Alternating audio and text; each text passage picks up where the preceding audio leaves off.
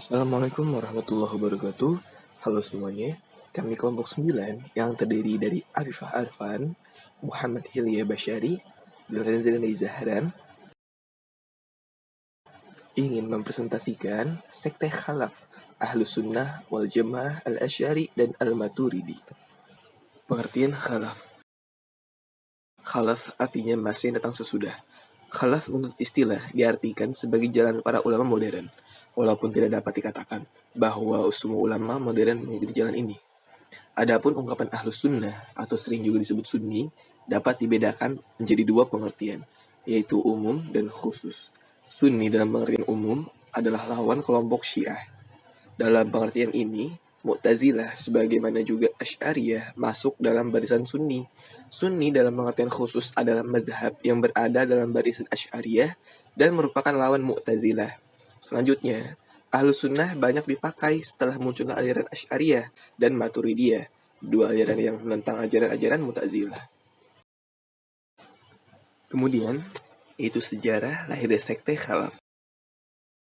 Khalaf biasanya digunakan untuk merujuk para ulama yang lahir setelah abad ketiga Hijriah dengan karakteristik yang bertolak belakang dengan apa yang dimiliki salaf. Suatu golongan dari umat Islam yang mengambil filsafat sebagai patokan amalan agama, dan mereka ini meninggalkan jalannya as-salaf dalam memahami Al-Quran dan Al-Hadis. Awal mula timbulnya istilah Ahlus Sunnah wal Jamaah tidak diketahui secara pasti kapan dan di mana munculnya.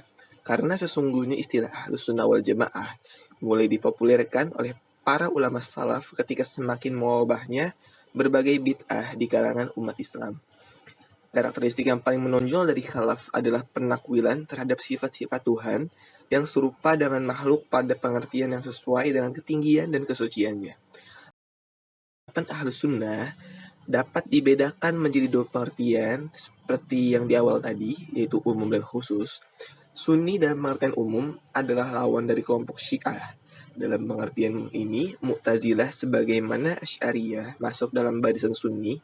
Adapun Sunni dalam pengertian khusus adalah mazhab yang berada dalam barisan Asy'ariyah dan Maturidiyah, dua aliran yang menentang ajaran-ajaran Mu'tazilah.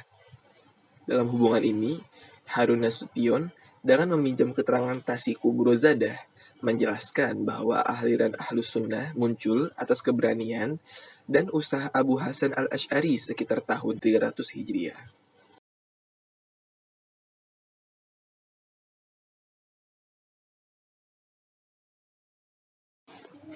Tokoh-tokoh aliran Khalaf yang pertama ada Imam al-Asy'ari atau Abu al-Hasan Ali bin Ismail bin Ishaq bin Salim bin Ismail bin Musa bin Bilal bin Abi Burdah bin Abi Musa al-Asy'ari.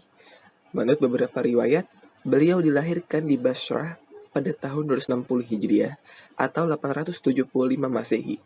Ketika berusia lebih dari 40 tahun, ia hijrah ke kota Baghdad dan wafat di sana pada tahun 324 Hijriah atau 935 Masehi.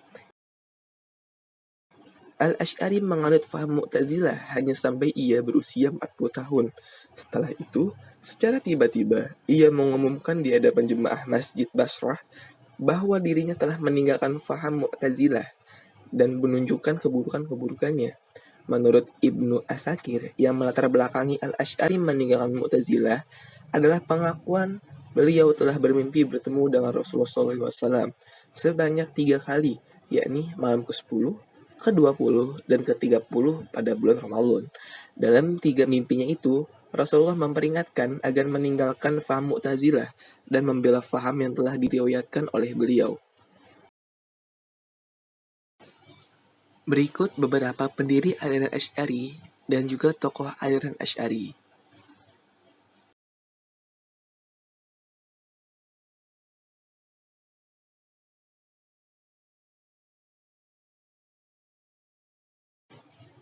Selanjutnya yaitu Al-Maturidi atau Abu Mansur Al-Maturidi. Dilahirkan di Maturid, sebuah kota kecil di daerah Samarkand. Tahun kelahirannya tidak diketahui secara pasti, hanya diperkirakan sekitar pertengahan abad ketiga Hijriah. Ia wafat pada tahun 333 Hijriah. Gurunya dalam bidang fikih dan teologi bernama Nasir bin Yahya al-Balahi.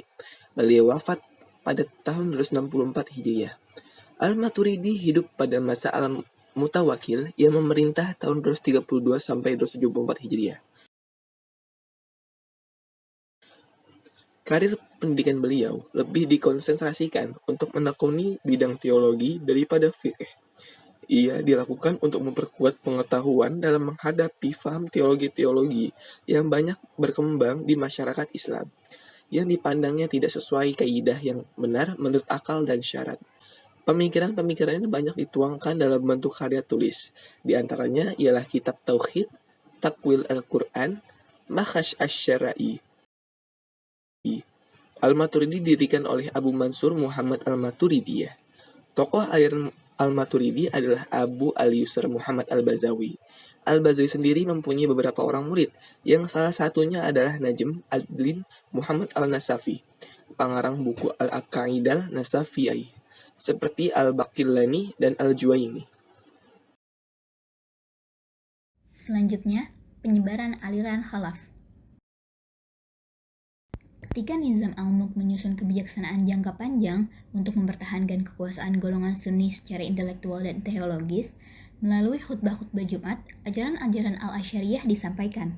Sebaliknya, diserang pemikiran kaum Syiah. Bahkan fikih yang dipergunakan secara resmi oleh negara ditetapkan fikih Syafi'i sebagai fikih Hanafi yang dipakai oleh golongan Al-Maturidi dan Syiah. Tahun 1065 dibangun sekolah tinggi Al-Nizamiyah di Baghdad, kemudian di Naisapur, dan beberapa kota penting lainnya. Di sekolah-sekolah Nizamiyah hanya diajarkan Al-Asy'ariyah. Di sekolah ini, Al-Ghazali belajar selama 4 tahun, kemudian dipercaya untuk memimpin sekolah sampai ia meninggalkan Baghdad tahun 1095 menuju Damaskus karena mengalami konflik batin. Terobosan yang dilakukan oleh Nizam al-Mulk cukup strategis, karena tidak langsung melewati sarana pendidikan akan menghasilkan kadar-kadar pembelajaran al-Asy'ariyah. Di Mesir dan Syria, aliran al-Asy'ari dikembangkan oleh Salahuddin al-Ayyubi dari dinasti Ayyubiyah, dengan mengganti aliran Syiah yang dibawa oleh dinasti Fatimiyah tahun 969 sampai 1171 Masehi. Semua sekolah diajarkan paham Syiah al-Mu'tazilah, diganti dengan pengajaran bercorak al-Asy'ariyah al-Sunni. Perluasan pengaruh al-Asy'ariyah dapat berkembang pesat, di samping faktor ajarannya yang mudah dipahami, juga karena sesuai dengan pola hidup masyarakat tradisional, dan secara kuat berpegang kepada zahir ayat Al-Quran dan hadis. Juga didukung oleh khalifah-khalifah, dan yang tak kalah penting adalah banyaknya tokoh al-Asy'ariyah tersebut pada setiap generasi yang terus berjuang membela dan mengembangkan ajaran al-Asy'ariyah. Ajaran-ajaran al-Asy'ari dikembangkan berdasarkan dalil-dalil naqli. Penggunaan dalil naqli bersumber pada apa yang terdapat dalam Al-Quran dan hadis, yang menyangkut masalah akidah dengan segala aspeknya, meliputi ilahiyat, nubuwat, dan sama'iyat. Penggunaan akal adalah sebagai pembantu apa yang dikehendaki zahir nas. Jadi, akal tidak sanggup menjadi hakim atas nas-nas agama untuk mentakwilkan dan melampaui ketentuan arti zahirnya. Doktrin-doktrin aliran khalaf. Pertama, doktrin al-Asy'ari. Tuhan dan sifat-sifatnya. Menurut al-Asy'ari, Tuhan dapat dilihat di akhirat. Di antara alasan-alasannya ialah bahwa sifat-sifat yang tak dapat diberikan kepada Tuhan hanyalah sifat-sifat yang akan membawa kepada arti diciptakannya Tuhan. Tuhan memang memiliki sifat-sifat itu, berbeda dengan Mu'tazilah.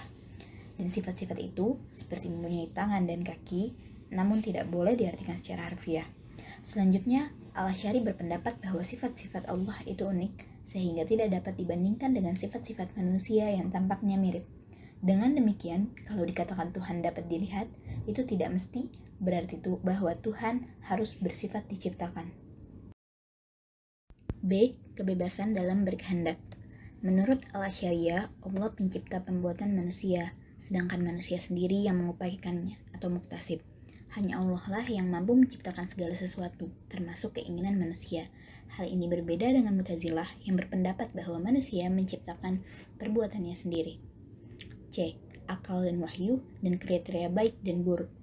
Meskipun Al-Asy'ari dan orang-orang Mu'tazilah mengakui pentingnya akal dan wahyu, tetapi berbeda dalam menghadapi persoalan yang memperoleh penjelasan kontradiktif dari akal dan wahyu. Al-Asy'ari mengutamakan wahyu dan Mu'tazilah mengutamakan akal. Al-Asy'ari berpendapat bahwa baik dan buruk harus berdasarkan wahyu, sedangkan Mu'tazilah mendasarkan pada akal. D. Qadimnya Al-Quran. Asy'ari berpendapat bahwa walaupun Al-Quran terdiri atas kata-kata, huruf, dan bunyi, semua itu tidak melekat pada esensi Allah karenanya tidak qadim. Menurut Al-Asy'ari, Al-Quran tidak diciptakan. Sebab apabila diciptakan, sesuai dengan Quran Surah An-Nahl ayat 40 yang artinya, sesungguhnya perkataan kami terhadap sesuatu apabila kami menghendaki, kami hanya mengatakan kepadanya, jadilah, maka jadilah ia. Melihat Allah. Al-Asy'ari yakin bahwa Allah dapat dilihat di akhirat, tetapi tidak dapat digambarkan. Kemungkinan ru'yat dapat terjadi ketika Allah yang menyebabkan dapat dilihat atau ia menciptakan kemampuan penglihatan manusia untuk melihatnya. F. Keadilan. Al-Asy'ari tidak sependapat dengan ajaran Mu'tazilah yang mengharuskan Allah berbuat adil sehingga ia harus menyiksa orang yang salah dan memberi pahala pada orang yang berbuat baik. Al-Asy'ari berpendapat bahwa Allah tidak memiliki keharusan apapun karena ia adalah penguasa mutlak. G. Kedudukan orang berdosa. Al-Asy'ari menolak ajaran yang dianut Mu'tazilah, mengingat kenyataan bahwa iman merupakan lawan kufur. Predikat bagi seseorang harus satu di antaranya. Jika tidak mukmin, ia kafir. Oleh karena itu, Al-Asy'ari berpendapat bahwa mukmin yang berbuat dosa besar adalah mukmin yang fasik. Sebab iman tidak mungkin hilang karena dosa selain kufur. Doktrin Al-Maturidi. A. Akal dan wahyu. Dalam pemikiran teologinya, Al-Maturidi mendasarkan pada Al-Quran dan akal sebagaimana Asy'ariyah. Akan tetapi, porsi yang diberikan pada akal lebih besar daripada yang diberikan pada Asy'ariyah. Menurut Al-Maturidi, mengetahui Tuhan dan kewajiban mengetahui Tuhan dapat diketahui dengan akal. Kemampuan akal dalam mengetahui dua hal tersebut sesuai dengan ayat-ayat Al-Quran yang memerintahkan agar manusia menggunakan akal dalam usaha memperoleh pengetahuan dan keimanannya terhadap Allah melalui pengamatan dan pemikiran yang mendalam tentang makhluk ciptaannya. Apabila akal tidak mempunyai kemampuan memperoleh pengetahuan tersebut, tentunya Allah tidak akan menyuruh manusia untuk melakukannya. Menurut Al-Maturidi, akal tidak mampu mengetahui kewajiban lainnya kecuali dengan bimbingan dari wahyu Al-Quran. Dalam masalah baik dan buruk, Al-Maturidi berpendapat bahwa penentuan baik dan buruk sesuatu itu terletak pada sesuatu itu sendiri. Sedangkan perintah atau larangan syariah hanyalah mengikuti ketentuan akal mengenai baik dan buruknya sesuatu. Dalam kondisi demikian, wahyu diperoleh untuk dijadikan sebagai pembimbing. Al-Maturidi membagi sesuatu yang berkaitan dengan akal pada 3 macam, yaitu 1. Akal hanya mengetahui kebaikan sesuatu itu. 2. Akal hanya mengetahui keburukan sesuatu itu. 3. Akal tidak mengetahui kebaikan dan keburukan sesuatu kecuali dengan petunjuk ajaran wahyu. Jadi, yang baik itu baik karena diperintah Allah, dan yang buruk itu buruk karena larangan Allah. Pada konteks ini, Al-Maturidi berada pada posisi tengah dari Mu'tazilah dan Al-Asy'ariyah. B. Perbuatan manusia. Menurut Al-Maturidi, perbuatan manusia adalah ciptaan Tuhan karena segala sesuatu dalam wujud ini adalah ciptaannya. Dalam hal ini, Al-Maturidi mempertemukan antara ikhtiar sebagai perbuatan manusia dan kudrat Tuhan sebagai penciptaan perbuatan manusia. Tuhan menciptakan daya dalam diri manusia dan manusia bebas menggunakannya. Daya-daya tersebut diciptakan bersamaan dengan perbuatan manusia. Dengan demikian, tidak ada pertentangan antara kudrat Tuhan yang menciptakan perbuatan manusia dengan ikhtiar yang dapat pada manusia. Dalam masalah pemakaian daya, Al-Maturidi membawa paham Abu Hanifah, yaitu adanya masyiyah, kehendak, dan ridho, kerelaan. Kebebasan manusia dalam melakukan baik atau buruk tetap dalam kehendak Tuhan, tetapi memilih yang diridhoinya atau yang tidak diridhoinya. Manusia berbuat baik atas kehendak dan kerelaan Tuhan, dan berbuat buruk juga atas kehendak Tuhan, tetapi tidak atas kerelaannya. C. Kekuasaan dan kehendak mutlak Tuhan. Allah Maha berkehendak atas segala sesuatu atau ciptaannya, termasuk perbuatan manusia dan segala sesuatu dalam wujud ini, yang baik atau yang buruk. Akan tetapi perbuatan dan kehendakannya itu berlangsung sesuai dengan hikmah dan keadilan yang sudah ditetapkannya sendiri.